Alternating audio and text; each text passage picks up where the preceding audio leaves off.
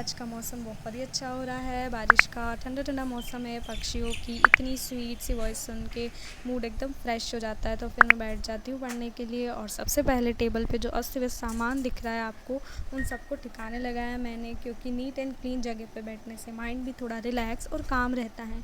फिर मेरे दिन की शुरुआत कुछ इस तरह होती है, जिसमें मैं गर्म पानी पीती हूँ। अब इसके फ़ायदे तो आप सभी लोगों को पता ही होगा।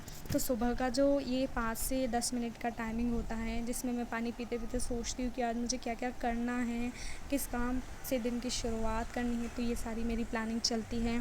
तो today I need to cover maths, GK and English. I have plan to divide the day in 3 parts, maths in the morning and GK दिन में, और इंग्लिश जो है उसको मैं रात को करूँगी। So it's 6 in the morning right now. तो स्टार्टिंग में मैंने टेबल का रिवीजन करा, क्यूब्स और स्क्वायर्स इन सब का रिवीजन करा, बिकॉज सुबह सुबह जो चीज़ें अपन को पहले से याद होती है उनका रिवीजन करने से दिमाग थोड़ा एक्टिव होता है, इसलिए मैंने ऐसा करा। फिर मैं बैठ जाती हूँ मैथ्स पढ़ने के लिए, और मैथ्स में मैंने परसेंटेज का टॉपिक शुरू करा है, जिसमें मैं लगभग मेरा टारगेट है कि 2 लेक्चर देख लूँ दिन के, इनफ है मेरे लिए, क्योंकि अभी शुरुआत है ना, तो मुझे ऐसा लगता है कि थोड़ा थोड़ा करके शुरुआत करें ताकि लंबे टाइम तक टिक पाएंगे। अदरवाइज़ मैं एक दिन में ज़्यादा करने की कोशिश करूँगी तो क्या पता 2-4 दिन कर लूँ, फिर बाद में मेरे को ना हो मेरे से, फिर मेरे को मतलब ऐसा गैप पड़ जाए, तो मेरे को वैसा नहीं चाहिए। मेरे को ऐसा चाहिए कि मैं थोड़ा थोड़ा करूँ बट रोज़ करूँ। तो मेरी शुरुआत तो ऐसे ही है कि मैं 2 लेक्चर करूँ मैथ्स के। लेट मी टेल यू कि मैथ्स में मेरा अलजेब्रा का जो टॉपिक है वो पूरा कंप्लीट हो चुका है, और ये मेरा सेकेंड टॉपिक है परसेंटेज का, तो इसकी क्लासेस देख रही हूँ। तो गाइज़ आज मैं आप लोगों को मेरे शुरुआत की प्रिपरेशन की एक बात बताती हूँ कि जब मैंने तैयारी शुरू करी थी, तो शुरुआत के 1-2 दिन तो मैंने मतलब इतने जम के पढ़ाई करी, लगभग 10-12 घंटे तक आराम से पढ़ाई करी थी। बट फिर 2-3 दिन तो ऐसा हुआ कि बिल्कुल मेरा पढ़ने का मन भी नहीं हुआ, और मेरे ऐसे 2-3 दिन करते करते पूरा 1 वीक निकल गया, बिकॉज़ मतलब ऐसा हेक्टिक लगा था वो 2-3 दिन कि भाई इतनी टफ़ है, ये है वो है।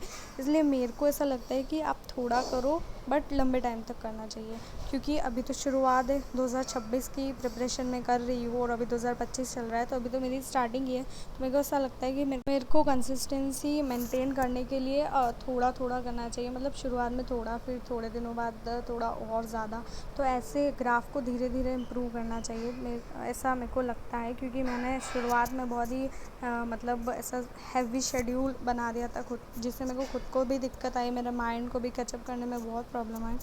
तो वही चीज़ है कि मैं आप लोगों को भी बताना चाहती हूँ, अगर आप भी बिगिनर है तो शुरुआत में थोड़ा थोड़ा करिए, लोड मत लीजिए, आराम से हो जाएगा 2026 तक। अभी कोई दिक्कत वाली बात नहीं है, रिलैक्स होकर तैयारी करो, है ना।